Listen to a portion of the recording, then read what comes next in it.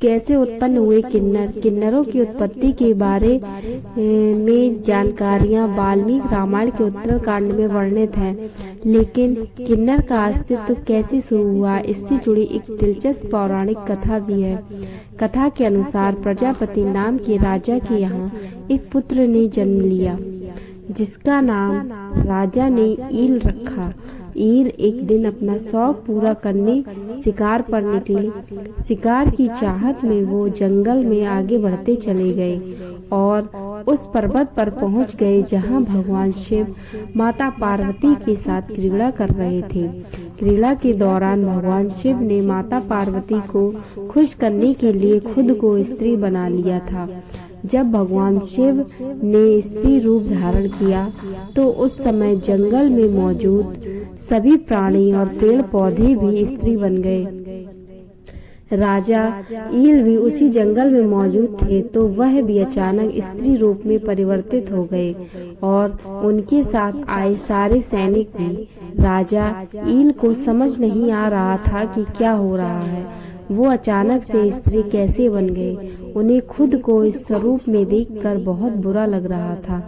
तभी उन्हें पता चला कि भगवान शिव के कारण वो सब स्त्री बन गए हैं। तब राजा ईल और भी ज्यादा चिंतित हो गए, क्योंकि अब सब कुछ भगवान शिव के हाथों में था।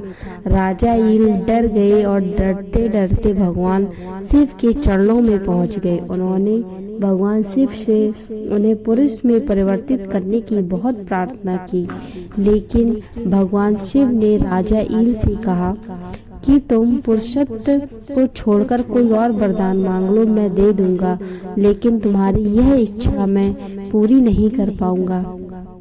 राजा ईल ने दूसरा वरदान मांगने से मना कर दिया और अब वो माता पार्वती को प्रसन्न करने में लग गए। जब उन्होंने माता पार्वती से अपना पुरुषत्व वापस लौटाने का वरदान मांगा तो माता पार्वती ने कहा कि तुम जिस पुरुषत्व का वरदान चाहते हो उसके आधे हिस्से के दाता तो खुद महादेव हैं।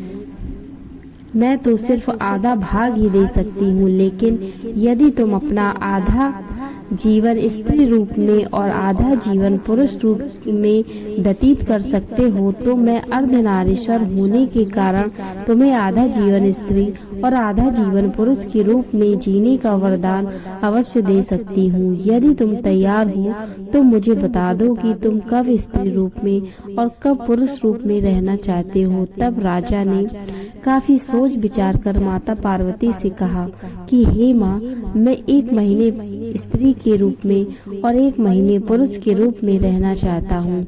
माता पार्वती ने यह आशीर्वाद राजा ईल को दे दिया, लेकिन उनके सारे सैनिक स्त्री रूप में ही रहे। माता पार्वती ने यह भी कहा कि जब तुम पुरुष के रूप में रहोगे तो अपना स्त्री रूप नहीं याद रहेगा, और जब तुम अपने स्त्री रूप में रहोगे तो तुम्हें अपने पुरुष रूप का कुछ याद नहीं रहेगा।